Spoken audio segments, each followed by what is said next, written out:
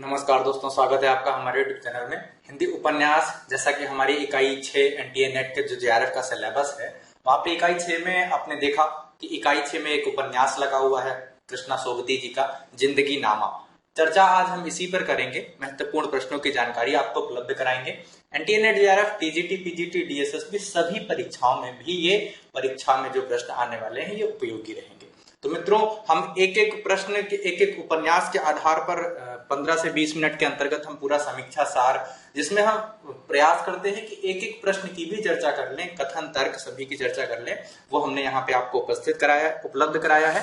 प्रारंभ करते हैं आज का सीरीज में जो उपन्यास है हमारे, उसमें इस उपन्यास की क्या विशेषता है।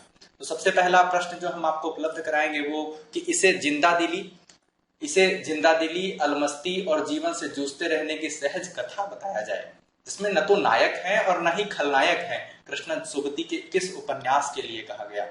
हमारे पास विकल्प हैं सूरजमुखी अंधेरे के, जिंदगी नामा, बादलों के घेरे और यारों के यार। तो बिल्कुल सही उत्तर जो होगा वो बी ऑप्शन होगा, जिसकी हम चर्चा कर रहे हैं, जो हमारे लिए विशिष्ट है। तो कृष्णा सोबती का ये उपन्यास है, इसमें कहा क्या गया? सबसे पहले तो यही जान ले हम कि इसमें क्या है। इसमें न तो जो नायक है न ही खलनायक, या इसकी स्थिति जो है कुछ ऐसी ही बताई जा रही है, जिसमें एक फक्कड़पन, जिंदा दिली, अलमस्ती में जूझते रहने की एक सहज कथा के बारे में वर्णन व्याख्यान दिया गया है। तो मित्रों, अगर पीडीएफ प्राप्त करेंगे तो आप नीचे सामने कॉन्टेक्ट नंबर ही लिखा हुआ है, वहां पे आप हमें संपर्क कर सकते हैं। पुनः देखते हैं इसमें दूसरा प्रश्न जो होगा, कृष्णा सोबती को जिंदगी नामा पर साहित्य अकादमी पुरस्कार कब प्राप्त हुआ? जिंदगी नामा एक बहुत विशिष्ट कोटि का उपन्यास है और इसके ऊपर साहित्य अकादमी पुरस्कार जो भारत सरकार के द्वारा एक सबसे उच्च कोटि का पुरस्कार है वो भी प्रदान किया गया।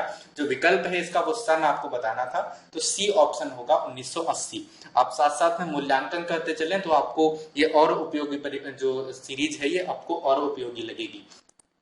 कृष्णा सोबती को जिंदगी नामा का प्रकाशन कब हुआ? मित्रों, 1980 में इसमें साहित्य अकादमी पुरस्कार प्राप्त हुआ और 1979 यानी 1979 में इसका प्रकाशन हुआ। यानी क्रम में क्या हुआ, 1979 में 79 में इसका प्रकाशन हुआ, 80 में इसको साहित्य अकादमी पुरस्कार से नवाजा गया। यानी इसकी प्रसिद्धि, इसकी जो विस्तृत जो विवेचना थी वो बहुत ही कम समय में इतनी प्रसिद्धि प्राप्त कर गया कि ये अपने आप में अपनी जो पृष्ठभूमि थी वो तैयार कर देता है। अब देखिए, एक यहाँ पे कथन कहा गया। आलोचकों के कथन प्रश्नों परीक्षाओं में कई बार पूछे जाते हैं। एनटीए नेट जेआरएफ का सबसे महत्वपूर्ण ये बिंदु रहता है। जिंदगी नामा 20वीं शताब्दी के प्रथम 15 वर्षों में पंजाब के किसानों, ग्रामीणों के जीवन का चित्रण है।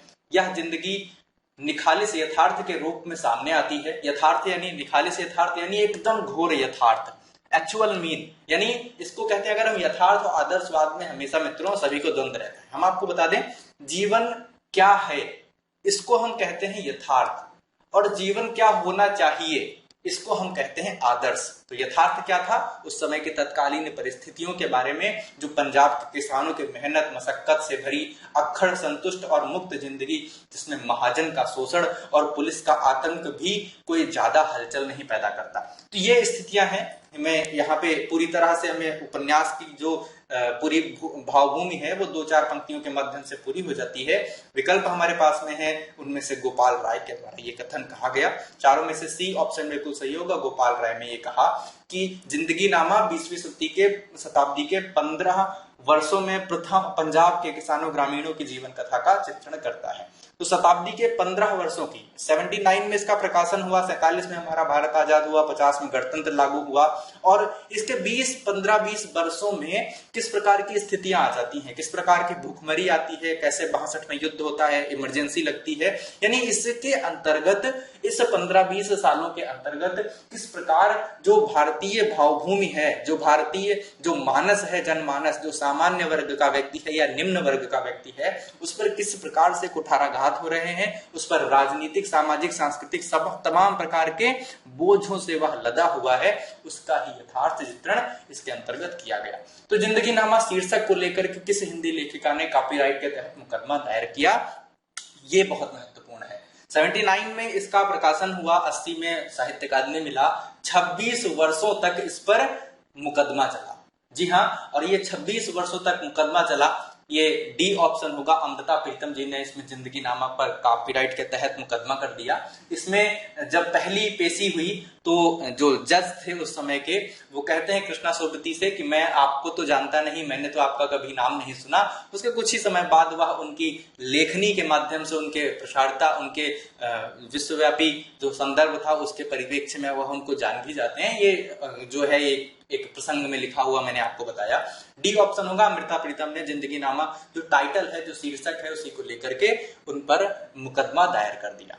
पुनः देखते हैं 6 नंबर, जिंदगी नामा उपन्यास का पंजाबी में अनुवाद किसने किया। थोड़ा सा मित्रों त्रुटि है यहाँ पे, ये जो टाइपिंग मिस्टेक हुई इसके लिए माफी चाहते हैं, लेकिन इसका पंजाबी में अनुवाद किसने किया, तो वो अनुवाद करने वाले हमारे पास में 4 विकल्प हैं, गुरदयाल सिंह, सरदार पंछी, पद्मा सचदेव और चित्रा मुदगल। तो सही उत्तर होगा बी ऑप्शन, यानी गुरदयाल सिंह सही उत्तर के रूप में है। इन्होंने ही इसका पंजाबी भाषा में अनुवाद किया और वो स्वयं ही ज्ञानपीठ पुरस्कार विजेता भी रहे हैं। 7 नंबर प्रश्न, जिंदगी नामा उपन्यास के दूसरे भाग का प्रकाशन किस पत्रिका में हुआ। ये महत्वपूर्ण है, दूसरा भाग भी इसका प्रकाशित हुआ और सही उत्तर जो होगा वो बी होगा, बहुवचन पत्रिका में इसका प्रकाशन हुआ। और यह बहुवचन पत्रिका जो है महात्मा गांधी अंतर्राष्ट्रीय हिंदी विश्वविद्यालय 1999 के द्वारा प्रकाशित हुआ। तो सही उत्तर कौन सा हो जाएगा, बी ऑप्शन हो जाएगा, यानी बहुवचन आपको चुनाव करना था। कौन सा उत्तर चुनाव करना था, बहुवचन। पुनः देखते हैं जिंदगी नामा के 1999 में प्रकाशित दूसरे भाग का नाम क्या था। अब ये बहुत महत्वपूर्ण है, यहां से प्रश्न तमाम बार बना है कि जिंदगी नाम तुम्हारे नाम, जिंदगी नामा भाग 2, फोन बजता रहा, जिंदगी की जिंदा दिली। तो बिल्कुल सही सी ऑप्शन होगा।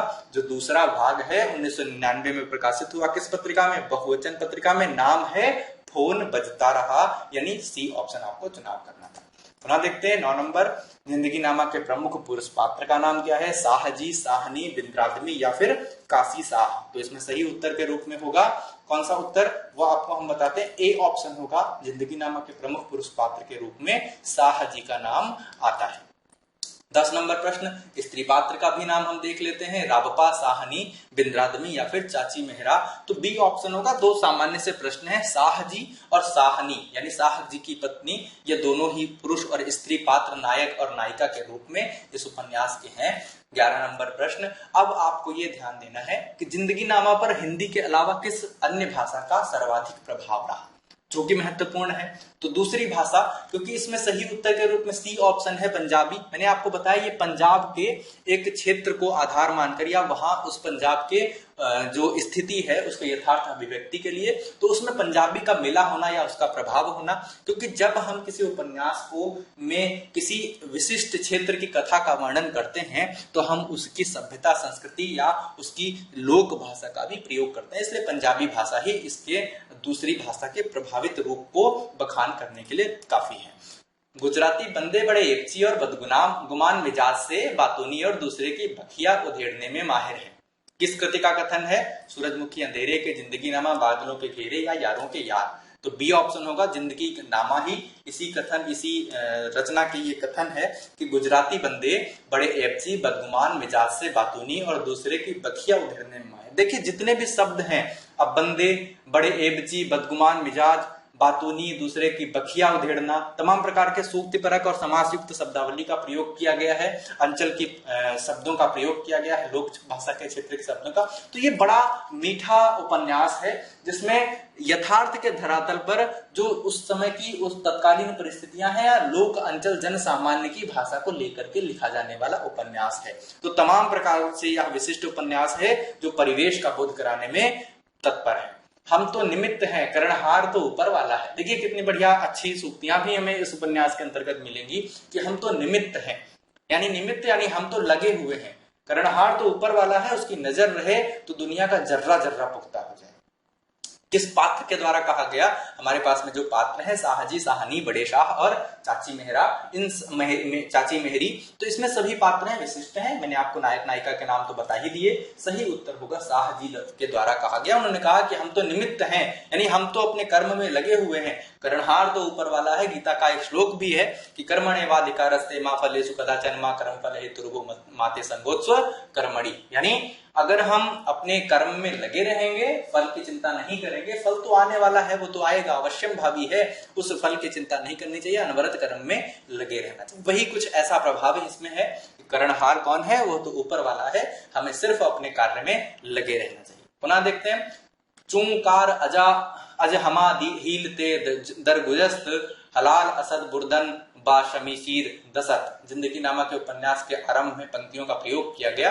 ये पंक्तियां जो हैं, देखिए मैंने आपको बताया कि पंजाबी भाषा का प्रयोग किया गया, और ये पंक्तियां हैं बी ऑप्शन गुरु गोविंद सिंह की, जिनके 4 पुत्रों का जो 4 पुत्रों को शहीद करा दिया गया, शहीद हो गए वो इस देश की रक्षा के लिए। गुरु गोविंद सिंह इसमें सही उत्तर के रूप में होगा, और इन्हीं की ये पंक्तियां हैं जो जिंदगी नामा उपन्यास के प्रारंभ में है। चुकार अज हमा हीलते दर गुजस्त हलाल असत बुर्दन बाशमी शीर तसत। ये पंजाबी भाषा की पंक्तियां हैं। पुनः देखते हैं, जिंदगी नामा के लिए कौन सा कथन सही है, इसमें कौन सा वर्णन किया गया, ये बहुत महत्वपूर्ण है। ऐसे प्रश्नों को हम इसलिए रखते हैं कि पूरी तरह से हम उपन्यास की भावभूमि, पृष्ठभूमि, विषय, उद्देश्य, संदेश से बतला सके। विभाजन पूर्व पंजाब के जनजीवन और संस्कृति का पुनः सृजन बतलाया गया। भाषा और परिवेश के बीच अप्रतिम सामंजस्य के बारे में बात की गई, और मुहावरों का प्रयोग भी किया गया। तो पूर्व अगर हम इसकी बात करें, मैंने आपको मुहावरे, सूक्तियों की समासिक शब्दावली का प्रयोग तो मैंने आपको बता ही दिया, वो तो सामान्यतः किया ही गया। भाषा परिवेश ये बहुत महत्वपूर्ण है, जिसकी भी चर्चा हम पहले ही कर चुके हैं। जो भाषा है वो परिवेश के अनुरूप जिसका प्रयोग किया गया है, मुहावरों का प्रयोग किया गया। विभाजन पूर्व पंजाब के जनजीवन संस्कृति का पुनः सृजन किया गया। डी ऑप्शन निश्चिंत रूप से रहिए, अब डी ऑप्शन ही उत्तर के रूप में होगा। कृष्णा जी की तरह परिवेश की जिस तरह परिवेश लेती हैं और अपनी कहानियों में उसकी भाषा एकदम परिवर्तन होता था, भाषा और परिवेश के अंदर वे अद्भुत सा संतुलन कायम रखती। जिस प्रकार से जिसकी प्रतिष्ठा के बारे में अगर हम बात करें, जिंदगी नामा आपको जब आप पढ़ेंगे तो आपको ऐसा लगेगा कि उसके पात्र आपके ही इर्द गिर्द के क्षेत्र के लोग हैं, जो ऐसी बड़ी सामान्य धरातल पर जो भाषा है जिसका प्रयोग किया जाता है, हम आप जिनमें बात करते हैं, जैसा परिवेश, जैसा देश, वैसा भेष, वैसी ही भाषा का प्रयोग वह अपने उपन्यास जिंदगी नामा के अंतर्गत करती हैं। इसमें बिल्कुल दो राय नहीं है। और कथनकार हैं हमारे यहाँ पे 4 श्रेष्ठ आलोचक, धीरेन्द्र वर्मा, निर्मल वर्मा, कमलेश्वर या जैनेन्द्र। सही उत्तर के रूप में होगा बी ऑप्शन, निर्मल वर्मा जी जो है वह इन पंक्तियों का उद्घाटन करते हैं। 17 नंबर प्रश्न की चर्चा करें। हाँ, भाषाई प्रयोग की छूट लेना इतना गलत है ना, इतना अटपटा, किसने कृष्णा सोबती के लेखन की भाषा के लिए कहा?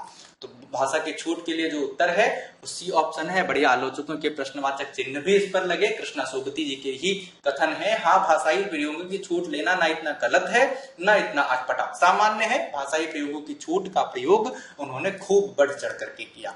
19 नंबर प्रश्न हम देखते हैं, जिंदगी नामा उपन्यास में किस गांव की कथा, जैसे तमाम प्रकार के परीक्षाओं में पूछा भी जाता है, इसमें सही उत्तर होगा डेरा जट्टा। और ये डेरा जट्टा जो है गुजरात का एक गांव है।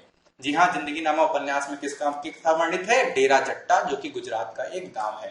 पुनः देखते हैं मित्रों, हमारे इस सीरीज में जो भी प्रश्न हमने आपको बतलाए ये सभी महत्वपूर्ण है। परीक्षाओं में इसी तरह से प्रश्नों का उद्घाटन किया जाएगा।